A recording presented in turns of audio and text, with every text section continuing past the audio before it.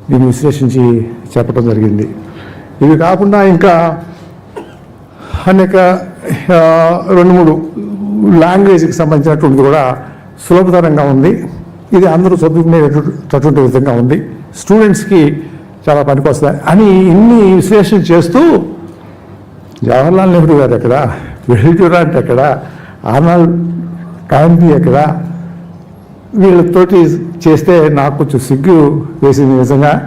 కానీ నేను అందరినీ పిలిచినందుకు నేను గర్వపడతా ఉన్నాను. ఆ ఫలితం దక్కిందని చెప్పి.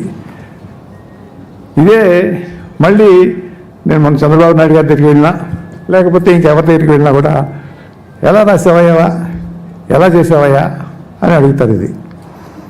ఇది మామూలుగా పొలిటీషియన్స్గా ఉండు ఆడుతూ పాడుతూ తిరుగుతూ ఉన్నటువంటి వాళ్ళని చేసేటటువంటి పని కాదు అనేటటువంటిదే అందరూ అభిప్రాయము.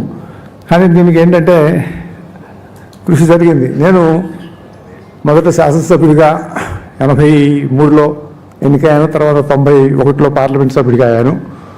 నేను సైన్స్ స్టూడెంట్ని, MBBS. నాకు చరిత్రకు సంబంధించి సోషల్ స్టడీస్కి సంబంధించినటువంటి అనుభవం కానీ దానిలో ప్రజ్ఞానం కానీ లేదు. అయితే నేను ఎమ్మెల్యే అయిన తర్వాత ఆలోచించేవాడిని. ఏదో చేసుకుంటా ఉండేవాళ్ళం, వచ్చిన వాళ్ళకి పనులు చేయటము, లేకపోతే మినిస్టర్గా ఉంటూ అవి ఇవి చేస్తూ ఉండేవాళ్ళం. కానీ నాకు నా మీద అసహ్యం వేసేది.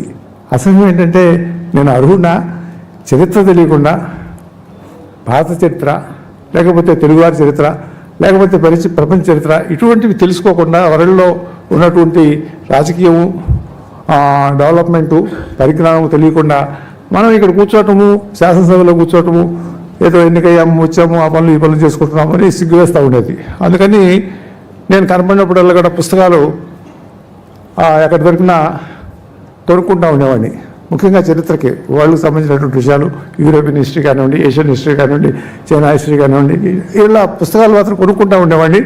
ఇంకా గొప్ప గొప్ప వాళ్ళ చరిత్రలు కూడా, ఏది పెద్ద పెద్ద నాయకులు ప్రపంచంలో ఉన్నటువంటి కనపడినప్పుడు తీసుకుని అలా గ్లాన్స్ చేసుకుంటూ పడేసే టైం ఉండేది కాదు.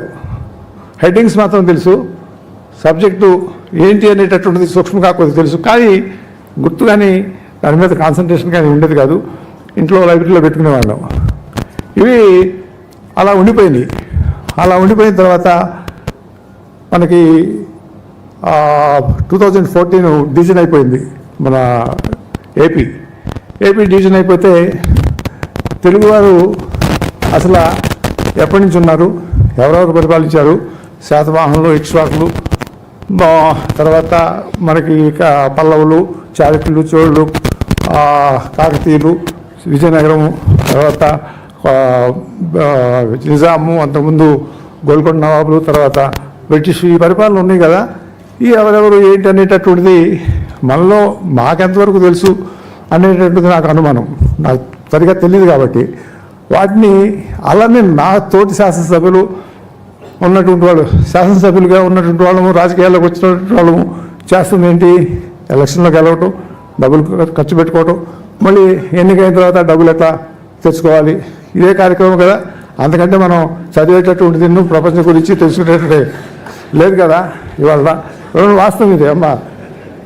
మా రాష్ట్రంలో మరి ఇప్పుడు ఈ విషయంలో చెప్పాలి. ఇప్పుడు ఆవిడ ఎన్నికల్లో నిలబడను అని స్టేట్మెంట్ ఇచ్చింది, ఎందుకంటే నాకు డబ్బులు లేవని చెప్పింది. ఇది పరిస్థితి. అట్లాంటి ఉన్నటువంటి వాళ్ళము ఈ పుస్తకాలు చదువు, లేకపోతే